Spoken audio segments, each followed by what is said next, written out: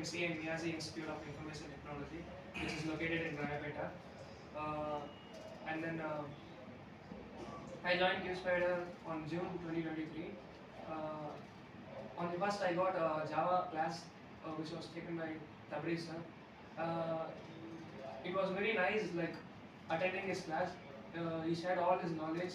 Like he started from the basic and till the advanced, and then later on, like after 2 months, we got started with SQL, which was taken by Bharat sir, and it was also a great time like spending there, learning from the scratch till the advanced level. And then I got placed in 8th in technology, which is located in Gindi. And the package, they didn't say about the package.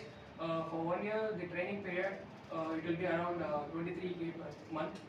I have placed based on my like what technologies have been learned in QSpiders, and then I have placed as a software developer. And the date of joining is November first week. First